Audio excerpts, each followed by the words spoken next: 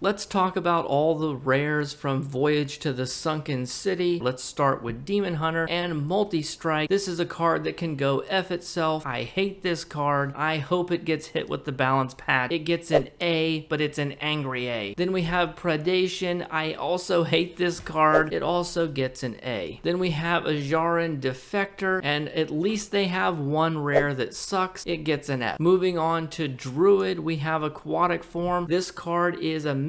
It's gonna go in every Druid deck forever. This gets an easy A. Dozing Kelp Keeper used to be a lot more popular in the older Druid decks before the first balance patch, but it's still a pretty good card, and it did do a lot of work in the beginning of the expansion, so I'm gonna give it an A. Then we have Green Thumb Gardener. There seems to be at least one rare in every class that sucks, and this is the one for Druid, F. Moving on to Hunter, we have Harpoon Gun. It does see a little bit of play. It is a decent card, so I'm going to give it a B. Then we have Naga's Pride, summon 2/2/2 Lionfish. It is a powerful card for the cost, but it doesn't really have a home, so again, I'm going to give it a B. Then we have Twin Bow Terracoil, and again, it's the same thing. Doesn't have a home. I'm going to go ahead and give it a B. Moving on to Mage, we have Gifts of Azshara. This was made for Naga Mage. Great card, gets an A. Then we have Trench Surveyor. This is one of the best cards in Mech Mage, and this is one of the better cards in it, so I'm giving it an A. Seafloor Gateway might be one of the cards that even allows Mech Mage to be a thing. No doubt that gets an easy A. We have Holy Macaronis and Cheese. I'm sorry, I mean Holy Maki Roll. They actually made a sushi card, which is kind of funny. It gets an easy A. It's a very good card. Azshara Mooncatcher. My goodness. When this card comes down, it's very annoying, and if they're able to tutor out the Sunken version, things can get real nasty. This is another A. Coming on to Shimmering Sunfish, and I'm starting to realize how good the rares are in this set. If you've ever had to play against it, you know how annoying a 2/5 with Taunt and Divine Shield is on turn 3, and since Holy Paladin is a thing, it actually sees play, so it's getting an A. Moving on to Priest, we have Whispers of the Deep. This is pretty good in some decks, like the Selfish Shellfish deck, so since it is seeing some play in some Priest decks, and it is a good card in those decks, I'm still only going to give it a B. Handmaiden, on the other hand, is an essential card. Even though it doesn't do anything specifically to further board Priest, that deck needs to cycle through its cards very quickly, so I'm going to go ahead and give it an A. Then we have Azshara Ritual, which is really only good in the Selfish Shellfish variety, so I'm going to go ahead and give this one a B. Then we move on to Rogue Gone Fishin'. I think this is a great card. It's not quite as good as Aquatic Form, but it's pretty good. It gets an A. Some people have suggested that Swordfish needs to be nerfed, but since Rogue isn't doing that great right now, it probably isn't going to be. It's a very strong card. It's one of the few cards that makes Pirate Rogue actually playable, so I'm giving it an A. Then we have Swift Scaled Trickster. Some people have put it in some Rogue decks, but generally speaking, those decks are not very good, so yeah, I'm going to have to go ahead and give this one a C. Moving on to Shaman, we have Azshara Scroll. It is at a playable power level, so I'm going to give it a B. Then we have Piranha Poacher. This card saw a little bit of play early on, but it has fallen out of favor quite a bit. It's really not that good. I'm going to go ahead and give this one a C. Then we have Coral Keeper. Summon a 3/3 elemental for each spell school you've cast this game. It hasn't really seen any play, so I'm giving it an F. Moving on to Warlock, we have Rock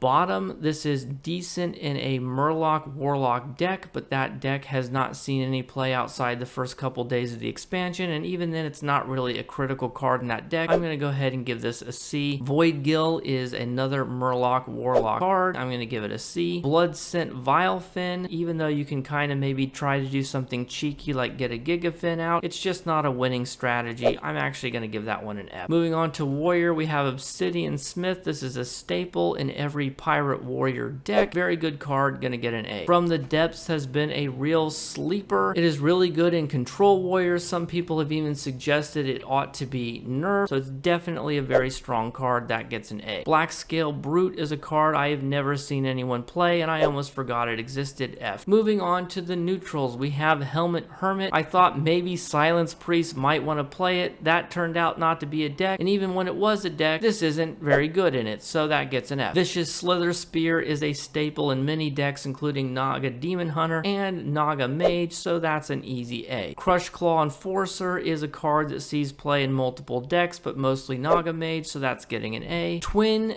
Finn Twin has been a bit of a meme. Some Paladin decks are running it right now. Before Switcheroo got nerfed, Priest decks were running it and basically scamming wins with it. This is a tricky one to evaluate. I'm going to give it a B. Mothership is a stable card in Mage, so I'm going to go ahead and give it an A. I also did videos for all of the legendaries, the epics, and the commons, so feel free to check those out.